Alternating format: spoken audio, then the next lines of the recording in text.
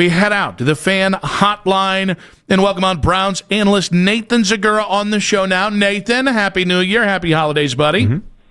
Happy holidays. Happy New Year to you guys as well. All right, we've been running a poll all show long that I want you to get in here. Heading into the fourth quarter, were you rooting for a Browns win or draft positioning? Be honest, Nathan.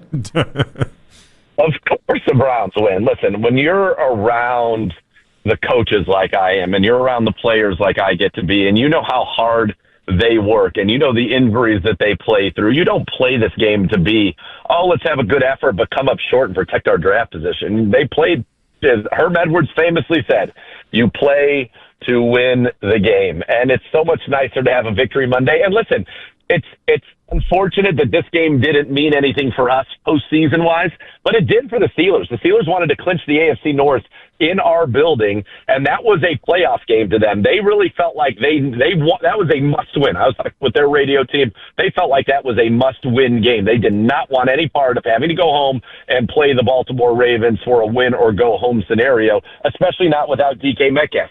And that's exactly what's going to happen because the Browns took care of business and got the job done. So absolutely rooting for a win. It was great to see this team win. It was great to be able to be in the building today and just the positivity that a win brings. They work way too hard to go and just, be like, oh, well, we got close, so then we looked good, but we still get the good draft position. The draft's going to be the draft. It's going to fall how it's going to fall.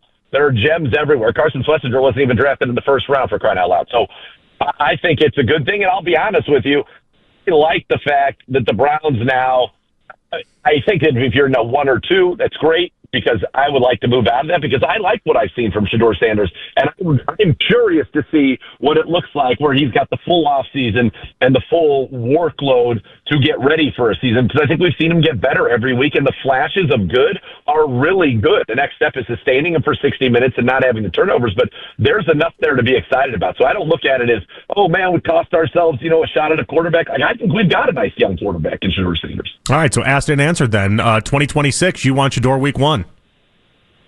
Yeah, as we sit right now, if there's an obvious upgrade, that's one thing. But if there isn't, absolutely. I like Shedeur Sanders coming out of the draft. You guys know this. Mm-hmm. At the time, I didn't know any of, the interview things or whatever happened in the draft process that caused a guy that, everybody in the world thought was a first, and even those who were detractors thought an early second-round pick.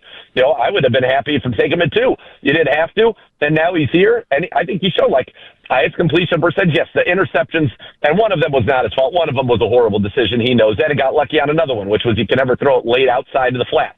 He did that. Nick Herbig dropped it. But, you look at the throw to Cedric Tillman. You look at the throw flat-footed to give Harold Fannin and understand this is one-on-one Harold Fannin against a safety who's not really a cover safety in Kyle Duggar. Let's give him a chance to get a touchdown. The ball to Jerry Jeudy when they showed cover 1, drop into cover 2, and he rips it over Malik Harrison to the back shoulder, keeping him away from Jalen Ramsey, but it's all in rhythm. There's a lot of good that we're seeing from Shedeur Sanders. We need to see it for 60 minutes, and we've got to take better care of the football. But I think that the guy that played against the Rams in the last preseason game, the guy that came in against the Baltimore Ravens, is unrecognizable from the level of quarterback play that you're getting right now. So I'm glad you said that because you keep leading us to our next question. I looked at this is what I do. That's a nice transition for you. It's like you're a bit of a professional. Where specifically within his game have you seen the most development from Shedeur in the last 6 games?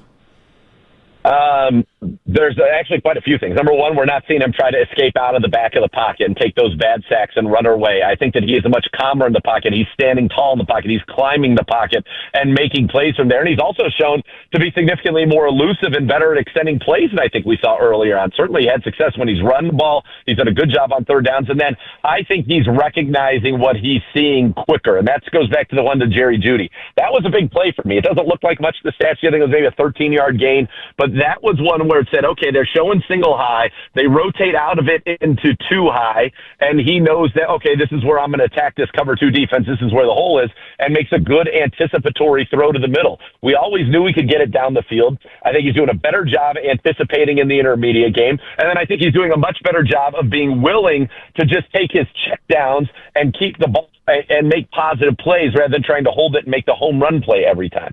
So I think there's a lot of things, areas where he's improved, and things that kind of say to me that with more time, with more reps, with more experience, he's only going to get better, because when he sees it clearly, and go back to that Tillman play, when he sees it clearly and he's got his feet set and he can stand there and deliver the football, his ball placement is superb. I mean, you could not have put that ball on a tee better to Cedric Tillman. All right, Steelers' offense was just not good. Obviously, I give a lot of credit to the Browns' defense there, but what was the game plan in your mind? Was it more about Rodgers not being sacked by Myles Garrett than it was them trying to actually score points? What did you make of that discussion? So I talked about this with Joe Thomas, who I think, certainly is a more insightful opinion than mine, and he is 100% convinced that they were so hyper-focused on not letting Myles Garrett sack Aaron Rodgers that it was a detriment to their offensive performance in this game. And, you look at the stats. So this was the fastest time to throw for Rodgers in a game this year, 2.1 seconds. From a clean pocket, he was throwing the ball in 1.8 seconds. From a clean pocket, 1.8 seconds. That's insane. That is outrageous. That's an insane number. That's like, I'm just getting it and let me get rid of this ball as quick, because I think about how much time it takes just to catch and throw it. You know what I mean? So I think that, yes, it's clear to me that was something they were not going to let Myles Garrett get that record. He never sacked Aaron Rodgers. T.J. Watt is a Pittsburgh Steeler and was certainly on the sideline. I just think that was a big part of what they wanted to do. It was even different in terms of the amount of times they chipped him and the amount of times when they didn't chip him, how quick the game was, and it was always away from him. That, we really only had a shot maybe in the 2-minute drill. He got close a couple of times. He wasn't even playing wide 9 at times. He was playing wide 13 and trying to run around the horn.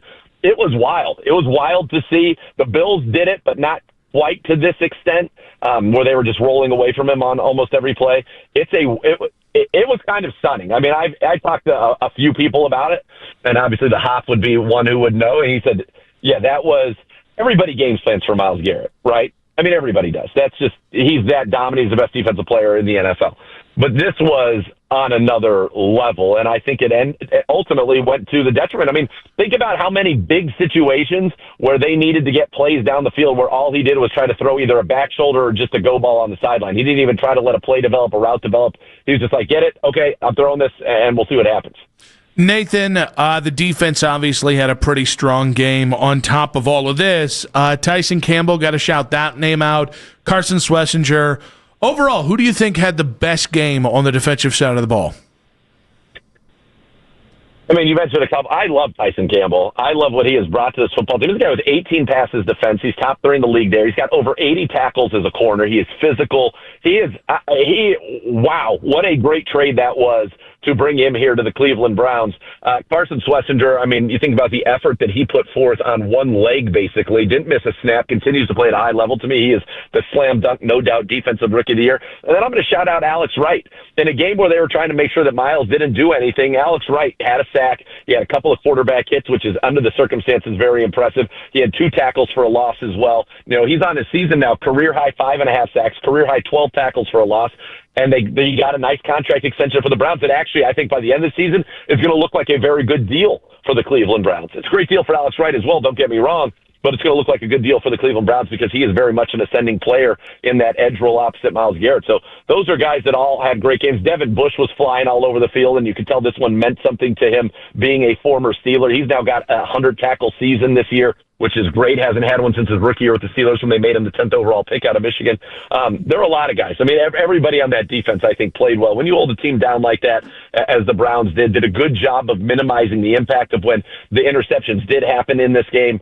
It was everybody. But Myles basically, even though it doesn't show up in the stat sheet, did the work of 5 people out there. That's how much attention they were paying to him. And then everybody else kind of picked up the pieces, and I thought did a great job. And Shelby Harris as well. Shelby Harris was around Aaron Rodgers with the push up the middle. He gets bear hugged. It was shades of Andre the Giant bear hugging the Hulk Hogan WrestleMania 3 and still bats that ball down on the 4th down. So yeah, a lot of great effort and performances on that defense. Nathan, have you ever seen a dumber decision by what the Steelers did at the end of that game to go after Denzel Ward 3 times in a row? Like, what was that? So, again, I think this goes to, number one, he wanted to get the ball out quick. Number 2, even though he hasn't played with him in 4 years, I mean, he's been there for a couple of weeks, but Marquez Valdez-Scantling's a guy that he knows and trusts. I thought they should be trying to go to Freiermuth in that situation, who had made a couple of big plays for him, but I think that's what it was. That's where Valdez-Scantling was. Now, if I'm them, I'd want him on the other side, and Tyson Campbell's played great. But, when you think about this Browns defense right now, the weakness is probably Miles Harden was out, was that nickel slot.